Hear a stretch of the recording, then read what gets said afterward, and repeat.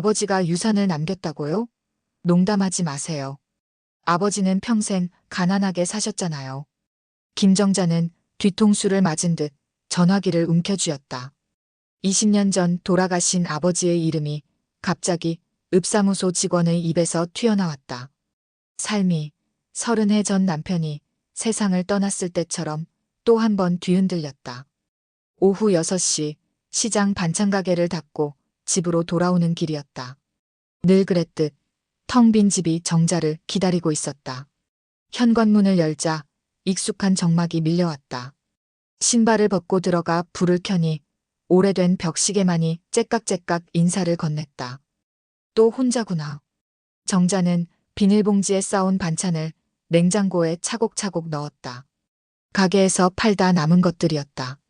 정작 자신은 식사 시간에 바빠 제대로 된 한 끼를 못 먹는 날이 더 많았다.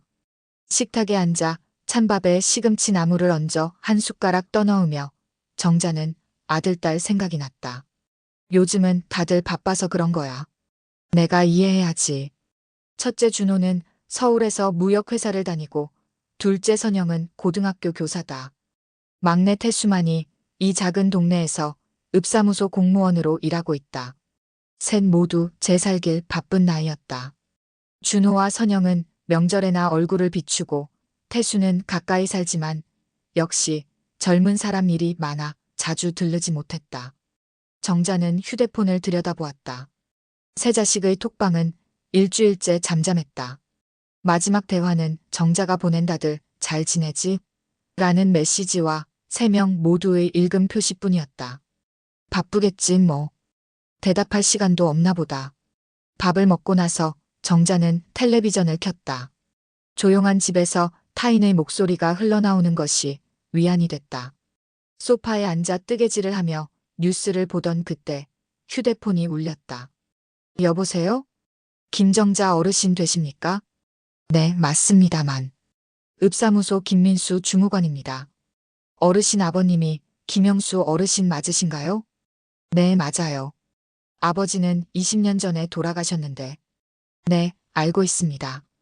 아버님 명의로 된 땅이 있으신데 그 땅이 이번 재개발 구역에 편입됐습니다. 정자는 순간 말문이 막혔다. 아버지의 땅? 들어본 적 없었다. 무슨 땅인데요? 아버지가 땅이 있었다고는 들은 적이 없는데요. 어르신 고향인 원동마을 바깥쪽 농지 한 필지요. 면적이 7,000평 정도 됩니다. 아마 예전에 농사 짓던 땅인 것 같습니다. 정자는 고개를 갸웃했다. 아버지는 평생 남의 농사일을 도와주며 살았다. 자기 땅이 있었다면 왜 말씀하지 않으셨을까? 그런데 그 땅이 왜 문제가 된 건가요? 문제가 아니라 좋은 소식입니다. 그 일대가 산업단지로 재개발되면서 보상 절차가 진행 중인데 어르신이 상속자로 등록되어 있습니다. 관련 서류를 받아보셔야 할 것 같아 연락드렸습니다. 정자는 두 손으로 전화기를 꽉 쥐었다. 가슴이 쿵쿵 뛰기 시작했다. 보상이요? 얼마나 된다는 거죠? 정확한 금액은 감정평가 후에 나오겠지만 주변 시세로 봐서는 상당할 것 같습니다. 내일 읍사무소로 오시면 자세히 안내해드리겠습니다. 전화를 끄는 정자는 한참을 멍하니 앉아 있었다. 아버지가 땅을 남겼다니 믿기지 않았다. 창문 너머로 저녁 노을이 붉게 물들고 있었다. 정자의 마음도 복잡하게 물들어갔다. 다음 날 아침 일찍 정자는 반찬가게 문을 닫고 읍사무소로 향했다. 태수가 일하는 곳이지만 오늘은 따로 연락하지 않았다. 확실한 내용을 알고 나서 이야기하고 싶었다. 김민수 주무관은 친절하게 서류를 보여주며 설명했다. 이 땅은 어르신 아버님이 50년 전에 구입하신 걸로 나옵니다. 계속 보유하고 계셨는데 특이하게도 농사를 짓거나 활용한 흔적이 없어요. 아버지는 평생 남의 일만 하셨는데 이상하네요. 가끔 이런 경우가 있습니다. 예전에는 토지세가 지금처럼 엄격하지 않아서 땅만 가지고 있으면 잊혀지는 경우도 많았거든요. 김 주무관은 지도를 펼쳤다. 원동마을 외곽, 산자락 아래 위치한 땅이었다. 지금은 잡초만 무성한 곳이었지만 산업단지 계획도를 보니 그 위치가 핵심 구역에 포함되어 있었다.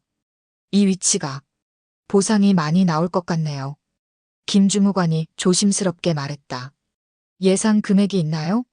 주변 땅들의 보상 사례로 봤을 때 30억 정도는 될 겁니다. 정자는 숨이 막혔다. 30억이라니. 평생 반찬을 팔아도 모을 수 없는 돈이었다.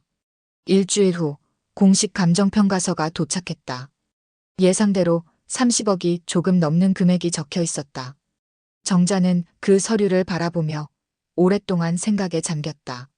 아버지, 이런 걸 남기셨구나. 저녁이 되어서야 정자는 태수에게 전화를 걸었다. 막내라 항상 가장 먼저 소식을 전했다. 태수야, 외할아버지 땅 이야기 혹시 들었니? 네.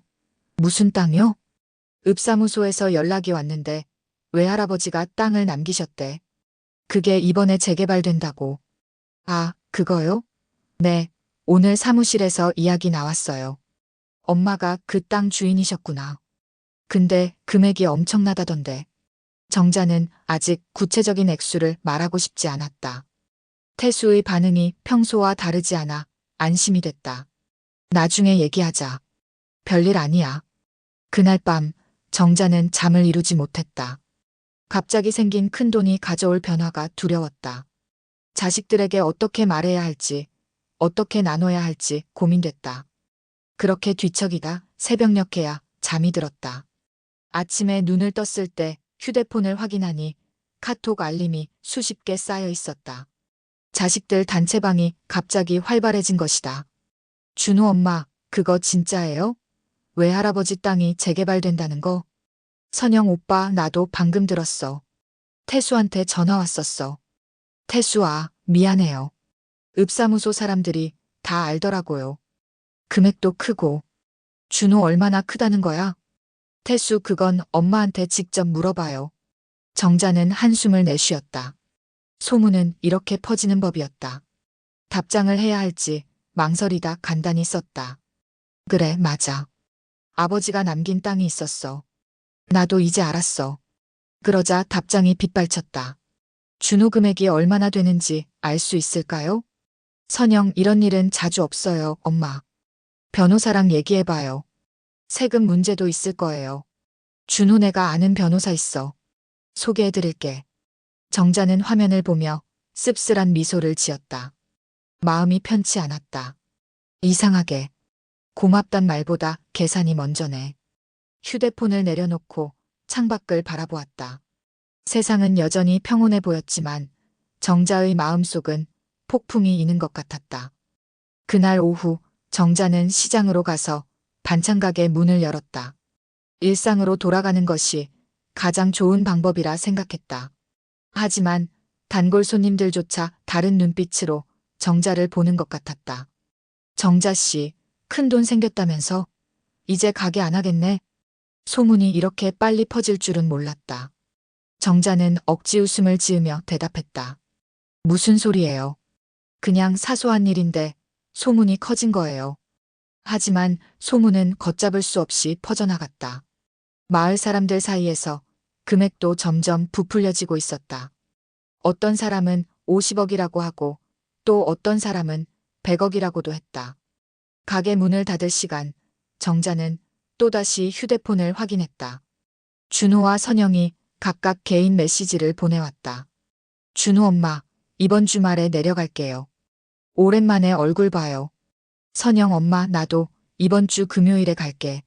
중요한 얘기가 있어. 정자는 휴대폰을 내려놓았다.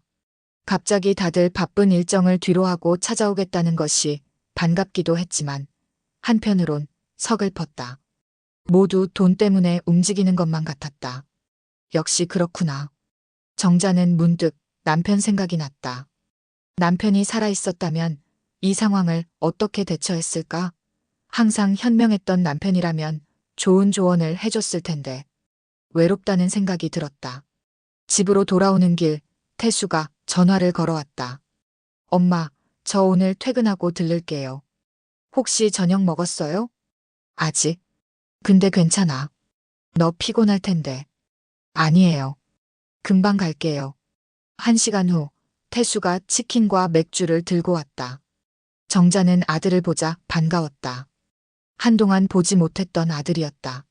많이 바빴지? 요즘은 전화도 잘 안 받더라. 죄송해요. 일이 좀 많았어요. 둘은 식탁에 마주 앉았다. 태수는 치킨을 정자 앞에 밀어두었다. 그래서 외할아버지 땅 이야기가 진짜예요? 사무실에서 다들 얘기하던데. 응. 읍사무소에서 서류 받아왔어. 정자는 감정평가서를 꺼내 태수에게 보여줬다. 태수의 눈이 커졌다. 어머, 이게 다 엄마 돈이에요? 그렇대. 근데 세금 내고 나면 좀 줄겠지. 태수는 한참 서류를 보더니 물었다. 엄마, 이 돈으로 뭐 하실 거예요? 정자는 잠시 생각에 잠겼다. 사실 아직 구체적인 계획은 없었다. 글쎄, 너희들한테 나눠주면 되지 않을까? 나이 들어 그렇게 많은 돈이 필요하진 않으니까. 태수는 고개를 저었다. 엄마 돈이잖아요. 엄마가 쓰세요. 평생 고생하셨는데. 정자는 태수를 바라보았다. 다른 두 자식과 달리 태수는 항상 이랬다. 욕심 없고 정직하고 마음씨 착한 아이. 태수는 옛날부터 아버지 닮았지. 정자는 마음속으로 중얼거렸다. 그리고 문득 어떤 생각이 떠올랐다. 자식들의 본심을 알 수 있는 기회가 온 것일지도 모른다는 생각. 정자의 집은 오랜만에 활기를 찾았다. 금요일 저녁 선영이 먼저 도착했다. 대학생 시절 입었던 듯한 청바지에 캐주얼한 차림이었지만 평소보다 화장이 짙었다. 손에는 고급 브랜드 가방이 들려 있었다. 엄마, 오랜만이에요. 잘 지냈어? 선영은 정자를 꼭 안아주며 인사했다. 그리고 곧장 가방에서 선물을 꺼냈다. 엄마 좋아하는 홍삼이에요. 요새 힘드실 것 같아서. 정자는 미소 지으며 받아들었다. 선영은 평소에 이렇게 선물을 챙겨오는 스타일이 아니었다. 작년 생일에는 문자 한 통으로 축하 인사를 대신했던 딸이었다. 고맙다. 근데 이런 거 안 사와도 돼. 에이, 딸이 엄마한테 이 정도는 해야죠. 그리고 엄마 살 좀 빠지셨어요? 몸 관리 잘하세요? 정자는 선영의 갑작스러운 관심에 어색함을 느꼈다. 한 달 전 전화했을 때는 바쁘다며 겨우 3분 통화했던 딸이었는데. 그래, 잘 지냈어. 내 남자친구는 어때? 그때 이야기했던. 아, 헤어졌어요. 안 맞더라고요. 선영은 무심하게 대답하며 주방으로 향했다. 엄마, 내가 저녁 준비할게요. 뭐 먹고 싶으세요? 정자는 깜짝 놀랐다. 선영이 부엌에 들어온 건 몇 년 만인지 기억도 나지 않았다. 항상 귀찮아하던 딸이었는데. 둘은 저녁을 준비하며 이야기를 나눴다. 선영은 학교 이야기, 새로운 남자친구 이야기를 하면서도 눈치를 살폈다. 정자는 그 모습이 낯설었다. 그래서 땅 이야기는 어떻게 됐어요? 진짜 그렇게 큰가요? 결국 선영이 먼저 입을 열었다. 정자는 담담하게 대답했다. 그렇대. 서류 받아왔어. 생각보다 많더라. 얼마나 많은데요? 30억 정도. 선영의 젓가락이 그릇에 떨어졌다. 잠시 침묵이 흘렀다가 선영의 눈이 커지며 목소리가 높아졌다. 엄마, 그거 진짜 대박이잖아요. 선영은 흥분한 목소리로 말했다. 그리고는 재빨리 자기 방으로 가방을 들고 가더니 노트북을 가지고 나왔다. 기다려보세요. 제가 준비한 게 있어요. 정자는 의아한 눈으로 딸을 바라보았다. 선영은 노트북을 켜고 엑셀 파일을 열었다. 온통 숫자와 계산식이 가득했다. 이건 가족끼리 다 같이 결정해야 돼요. 세금 문제도 있고 관리도 해야 하고. 선영은 화면을 정자 앞에 놓으며 자세하게 설명하기 시작했다. 여기 봐요. 양도소득세가 기본 35%에 종합부동산세, 지방세 다 합치면 50% 가까이 세금으로 나갈 수도 있어요. 그리고 이건 상속세 계산인데. 정자는 황당했다. 딸이 언제 이런 계산을 다 해놓았을까? 소문이 퍼진 지 불과 사흘 만이었다. 너 언제 이런 걸 준비한 거니? 선영은 잠시 당황하더니 금세 표정을 정리했다. 아, 그냥. 뉴스에서 비슷한 사례를 봤거든요. 그래서 궁금해서 알아봤어요. 전문가 유튜브도 몇 개 봤고요. 선영은 화면을 넘기며 계속 설명했다. 보상금, 세금, 상속세, 그리고 균등 분배 시. 이렇게 되는데요. 여기 보세요. 선영이 가리킨 화면에는 세 개의 색상으로 구분된 원 그래프가 있었다. 빨간색, 파란색, 초록색으로 각각 3등분되어 있었다.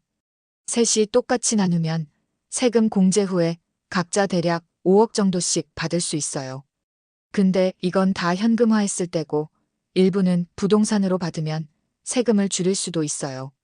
정자는 선영의 설명을 들으며 마음이 무거워졌다. 딸의 말은 논리적이고 현실적이었지만 어딘가 차가웠다.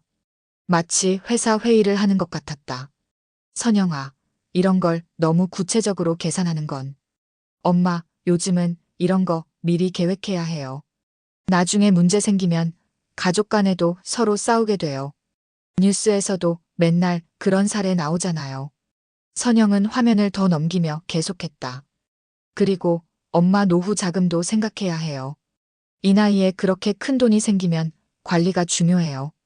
여기 시뮬레이션을 해봤는데 정자는 말없이 물만 마셨다. 딸의 말이 틀리지는 않았다. 하지만 마음이 불편했다. 선영의 눈빛에서 돈에 대한 계산만 보일 뿐 정작 자신을 걱정하는 마음은 보이지 않았다.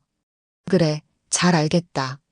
정자는 더 이상 듣기 싫어 대화를 끊었다. 선영은 아쉬운 표정으로 노트북을 닫았다. 엄마, 오해하지 마세요. 나 엄마 걱정해서 그런 거예요. 알아. 고맙다. 그날 밤 정자는 잠을 이루지 못했다. 딸의 변한 모습이 마음에 걸렸다. 딸아이가 이렇게 돈에 밝은 아이였던가? 다음 날 오전 준호가 도착했다. 서울에서 렌트카를 빌려왔다며 멋진 외제차를 타고 나타났다. 고급 양복 차림에 꽃바구니를 들고 있었다. 엄마, 오랜만이에요. 많이 그리웠어요. 준호는 환하게 웃으며 정자를 안아주었다. 너무 오랜만이라 어색했다. 향수 냄새가 진하게 풍겼다. 그래, 잘 지냈니? 회사는 어때? 뭐, 그럭저럭요. 바빠서 자주 못 내려와서 미안해요. 다음부턴 자주 올게요. 준호의 말투가 달라졌다. 항상 무뚝뚝하고 짧게 대답하던 아들이 갑자기 상냥해진 것이다. 준호는 거실에 들어서며 주변을 둘러보았다. 오래된 집안 가구와 장식들이 그의 시선에 들어왔다. 엄마, 집이 많이 낡았네요. 이참에 리모델링 하는 건 어때요? 제가 아는 좋은 업체가 있어요. 정자는 웃으며 고개를 저었다. 괜찮아. 혼자 사는데 이 정도면 충분해. 준호는 꽃바구니를 내려놓고 정자 옆에 앉았다. 그리고 정자의 손을 잡았다. 엄마, 나 기억나지? 요즘 자주 안 보여서 엄마가 날 잊었을까봐. 준호의 웃음소리가 어색하게 울렸다. 정자는 아들을 바라보았다. 언제 이렇게 변했을까? 예전에는 무뚝뚝했던 아들인데. 그래, 기억하지. 넌 항상 바쁘다며 전화도 잘 안 받잖아. 아이고, 죄송해요. 앞으론 꼭 받을게요. 근데 엄마, 그 땅 이야기. 정말인가 봐요? 준호의 눈이 반짝였다. 정자는 고개를 끄덕였다. 응. 아버지가 남긴 땅이래. 와, 대단하시네요. 어르신이 큰 선물을 남기셨네. 준호는 가방에서 서류 봉투를 꺼냈다. 그리고 정자 앞에 펼쳤다. 이런 건 전문가가 도와야 돼요. 내가 도와드릴게요. 무슨 전문가? 돈 관리요. 그런 큰 돈은 그냥 두면 안 돼요. 투자를 해야 해요. 내가 아는 좋은 펀드 매니저가 있는데. 준호는 열심히 설명했다. 주식, 펀드, 부동산 투자에 대해서. 그리고 각종 투자 상품들의 수익률을 보여주었다. 정자는 절반도 이해하지 못했다. 그저 아들의 눈빛이 반짝이는 것만 보였다. 이거 봐요, 엄마. 이 정도 금액이면 연 수익률 8%만 잡아도 연간 2억 넘게 버는 거예요. 원금은 그대로 두고요. 준호야, 그런 거 엄마는 잘 몰라. 나이가 들어서 그런 걸 어떻게 하겠니? 그러니까 제가 도와드린다고요. 내가 다 알아서 해드릴게요. 위임장만 써주시면. 정자는 미소를 지었지만 마음속으로는 의구심이 들었다. 이게 효심일까, 욕심일까? 집안에 큰돈이 들어왔다는 소문이 돌자마자 찾아온 아들의 모습이 낯설었다. 점심시간, 선영이 부엌에서 요리하는 동안 정자는 준호와 둘만 있게 되었다. 준호야, 너는 그 돈으로 뭐 하고 싶은데? 준호는 잠시 당황했다. 그러더니 금세 웃으며 대답했다. 저요? 글쎄요. 제 몫이 생긴다면 사업을 좀 확장하고 싶어요. 지금 다니는 회사가 아니라 제 사업을요. 내 사업? 처음 듣는데. 아, 아직 시작 단계라 말씀 안 드렸어요. 친구들이랑 작은 무역회사를 준비 중이에요. 자금만 좀 더 있으면. 정자는 아들의 눈빛을 살폈다. 진실인지 거짓인지 판단하기 어려웠다. 저녁 시간, 태수가 퇴근 후 들렀다. 형과 누나가 집에 와 있다는 이야기를 듣고 일부러 찾아온 것이다. 태수는 여전히 소박한 차림이었다. 낡은 청바지에 후드 티셔츠, 그리고 늘 신던 운동화였다. 형, 누나 오랜만이에요. 태수는 형과 누나를 보며 반갑게 인사했다.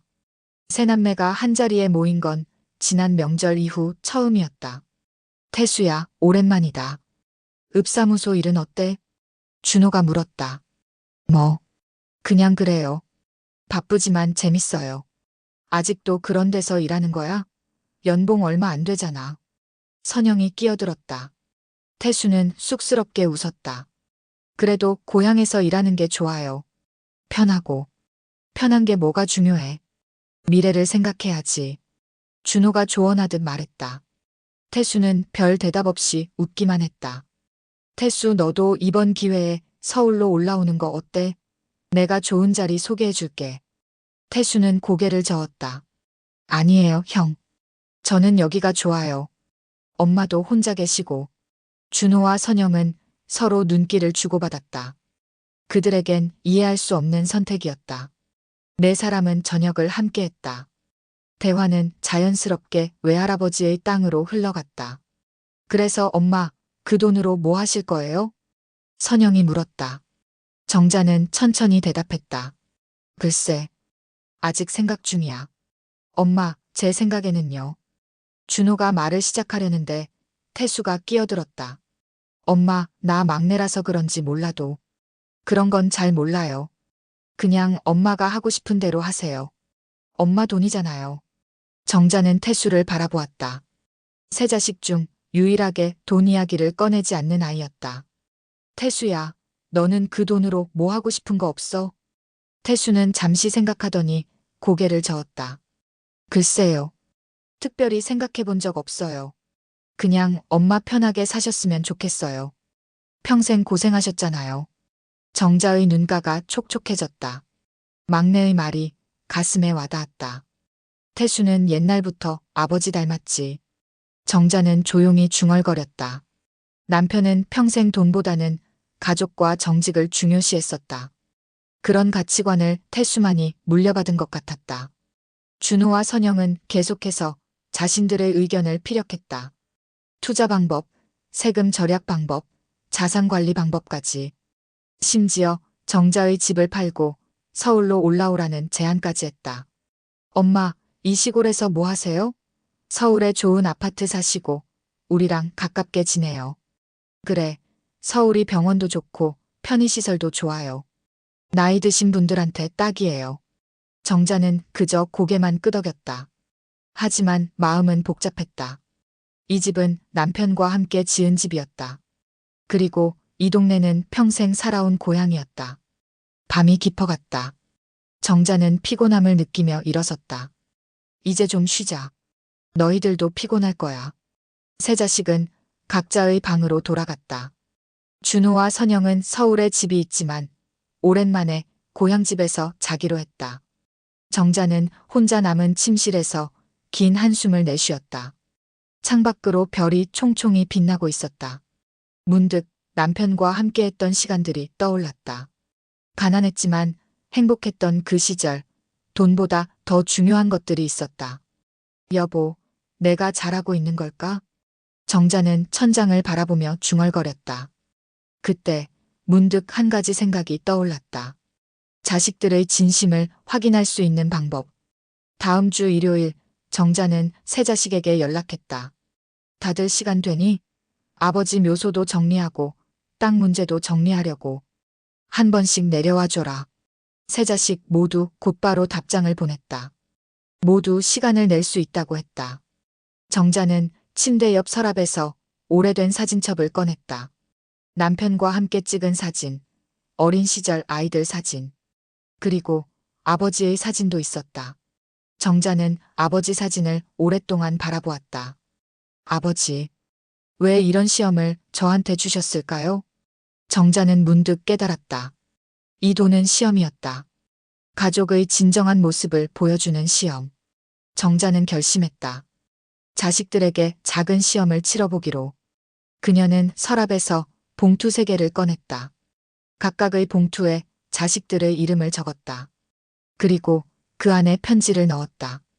이제 기다리면 될 일이었다. 일요일 아침, 하늘은 맑고 쾌청했다. 정자는 평소보다 일찍 일어나 집안을 정돈하고 음식을 준비했다. 오늘은 중요한 날이었다. 자식들이 모두 모이는 날. 그리고 그들의 진심을 확인하는 날.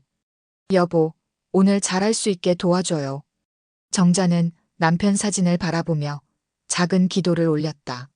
식탁 위에는 이미 3장의 봉투가 가지런히 놓여 있었다. 정자가 아침 준비를 마무리하고 있을 때 태수가 가장 먼저 도착했다. 손에는 작은 화분이 들려 있었다. 엄마, 일찍 일어나셨네요. 제가 도울게요. 이게 뭐니? 엄마 좋아하시는 제비꽃이에요. 마당에 심으면 예쁠 것 같아서요. 태수는 수줍게 웃으며 화분을 내려놓았다. 정자는 태수를 흐뭇하게 바라보았다. 어릴 적과 다를 바 없는 순수한 모습이었다. 곧이어 선영과 준호도 도착했다. 선영은 또다시 비싼 영양제를, 준호는 고급 과일 바구니를 들고 왔다. 정자는 미소 지으며 선물들을 받았지만 마음속으로는 씁쓸했다. 얘들아, 오늘 고맙다. 다 바쁠 텐데. 에이, 당연히 와야죠. 엄마 중요한 일이라면서요. 준호가 환하게 웃으며 말했다. 선영도 적극적으로 거들었다. 맞아요. 우리가 안 오면 누가 와요? 그래서 오늘 무슨 일 있으세요? 정자는 식탁으로 자식들을 안내했다. 앉아라. 우선 같이 밥부터 먹자. 네 식구는 오랜만에 함께 식사를 했다. 분위기는 화기애애했지만 정자는 자식들의 눈빛에서 기대감과 조바심을 읽을 수 있었다. 특히 준호와 선영은 계속해서 시계를 확인하며 대화를 서두르는 모습이었다. 식사가 끝나고 정자는 차를 내왔다. 그리고 조용히 입을 열었다. 얘들아, 외할아버지 땅 이야기 때문에 모였지? 세 자식은 일제히 고개를 끄덕였다. 준호가 목을 가다듬었다. 네, 엄마. 결정 내리셨어요? 어떻게 하실 거예요? 정자는 천천히 대답했다. 응. 그 일 때문에 불렀어. 엄마가 아버지 묘소 정리도 해야 하고 땅 문제도 정리하려고. 정자는 식탁 위에 놓인 3장의 봉투를 가리켰다. 아버지 유산 정리 다 끝났다. 여기 각자 몫이 있다. 준호와 선영의 눈이 반짝였다.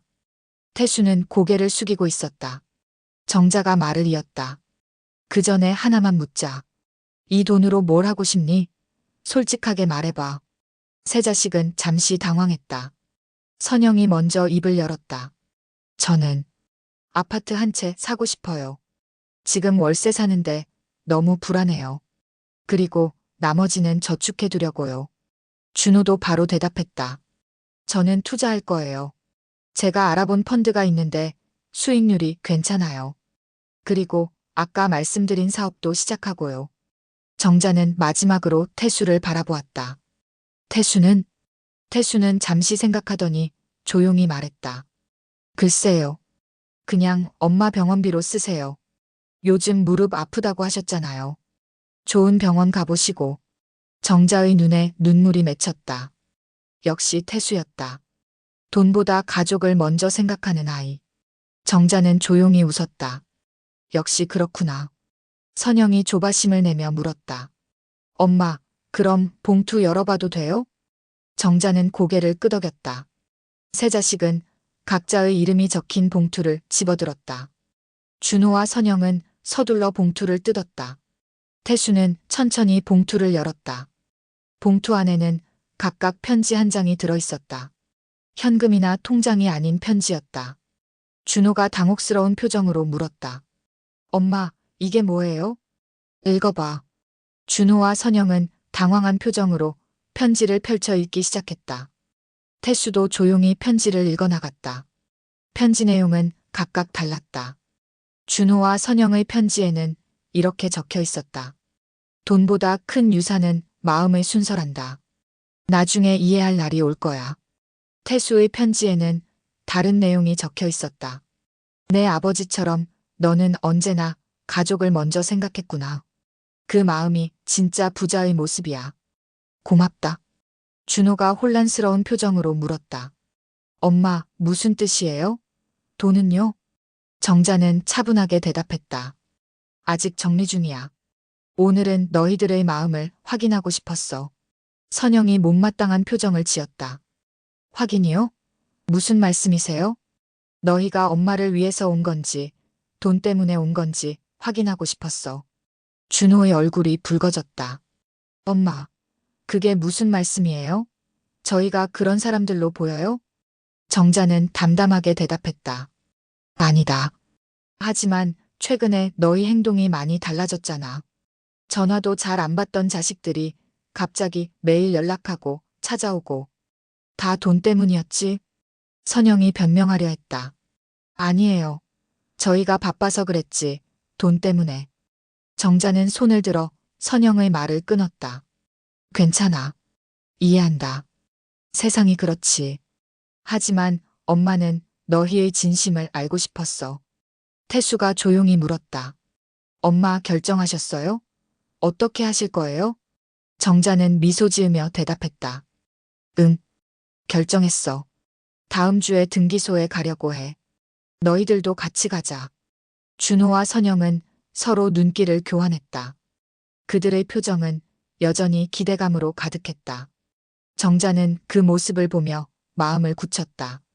일주일 후 정자는 등기소에서 서류를 작성했다.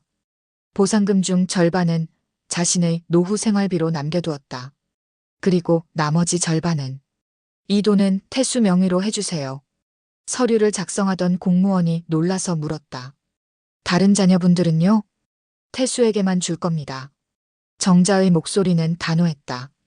그날 저녁 준호와 선영에게 작은 봉투가 배달되었다. 봉투 안에는 정자의 편지가 들어있었다. 돈보다 큰 유산은 마음의 순서란다. 나중에 이해할 날이 올 거야.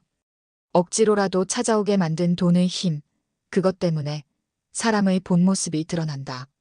엄마를 위한 게 아니라 돈을 위해 움직인 너희를 보며 마음이 아팠단다. 태수는 돈 이야기가 나오기 전부터 엄마를 찾아왔어. 그 마음을 보상하는 거야. 언젠가 너희도 이해할 수 있길 바란다.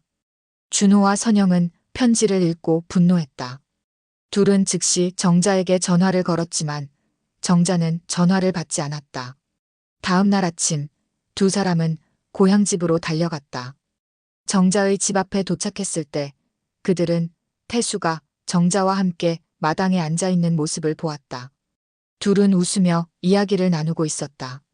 엄마, 이게 무슨 짓이에요? 준호가 화를 내며 다가갔다. 우리한테는 한 푼도 안 주고 다 태수한테 준다고요? 선영도 울분을 토했다. 엄마, 너무하세요. 우리가 뭘 잘못했는데요? 정자는 평온한 얼굴로 대답했다. 잘못한 건 없어. 다만 선택의 결과일 뿐이야. 무슨 선택이요? 너희는 돈을 선택했고 태수는 가족을 선택했어. 그 차이야. 준호는 더 화를 냈다.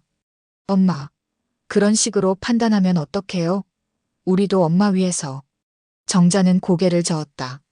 진심은 말이 아니라 행동으로 보여주는 거야.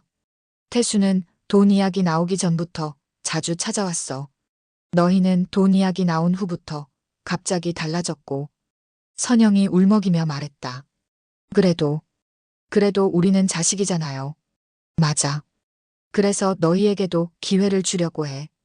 지금부터라도 진심으로 돌아온다면 엄마는 언제든 너희를 환영할 거야. 준호와 선영은 더 이상 할 말이 없었다. 그들은 분노와 좌절감에 빠져 집을 떠났다. 태수는 미안한 표정으로 정자를 바라보았다. 엄마, 너무 심하게 하신 거 아니에요? 정자는 미소 지었다. 걱정 마. 이게 오히려 너희 형제를 위한 거야. 돈보다 중요한 게 뭔지 깨닫게 해주는 거지. 며칠 후 정자는 등기소에서 새 서류를 작성했다. 보상금은 네 부분으로 나뉘었다. 정자 자신의 노후 자금, 그리고 세 자식에게 각각 같은 금액으로. 하지만 준호와 선영의 몫은 즉시 지급하지 않고 신탁 형태로 관리하기로 했다.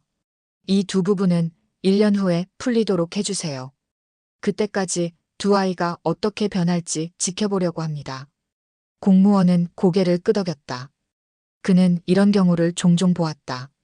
1년이 지났다. 준호와 선영은 처음 몇 개월간 정자에게 연락을 끊었다. 하지만 시간이 흐르면서 그들의 마음도 조금씩 변했다. 명절에 찾아와 사과했고 점차 정자를 자주 찾아오게 되었다. 돈 이야기는 더 이상 나오지 않았다. 그해 겨울 정자의 집에는 다시 세 자식이 모였다. 예전과 달리 그들의 얼굴에는 진심 어린 미소가 있었다. 준호가 조심스럽게 입을 열었다. 엄마, 죄송해요. 제가 너무 돈에 눈이 멀었었네요. 선영도 고개를 숙였다. 저도요. 엄마가 주신 교훈. 잊지 않을게요. 정자는 따뜻한 눈빛으로 자식들을 바라보았다. 이제 알겠니? 돈보다 큰 유산은 서로에 대한 마음이야. 태수는 조용히 미소 지었다. 가족의 화합을 위해 자신의 몫도 나눌 생각이었지만 그럴 필요가 없어졌다. 그날 밤 정자는 남편 사진 앞에 앉아 이야기를 나눴다. 여보, 결국 이 돈이 사람의 마음을 보여줬네요. 하지만 결국엔 우리 아이들이 제자리로 돌아왔어요. 창밖으로 눈이 내리기 시작했다. 정자는 따뜻한 차를 한 모금 마시며 미소 지었다. 아버지가 남긴 땅, 그것은 단순한 재산이 아니었다. 가족의 진정한 모습을 보여주는 거울이었다. 정자는 서랍에서 오래된 사진첩을 꺼냈다. 그 속에는 아버지와 함께 찍은 마지막 사진이 있었다. 아버지는 그때도 말했었다. 돈은 사람의 진짜 모습을 보여주는 거울이란다. 이제야 그 의미를 온전히 깨달은 것 같았다. 오늘의 이야기는 여기까지입니다. 여러분의 구독과 좋아요는 영상 제작에 큰 힘이 됩니다. 구독과 좋아요 부탁드립니다.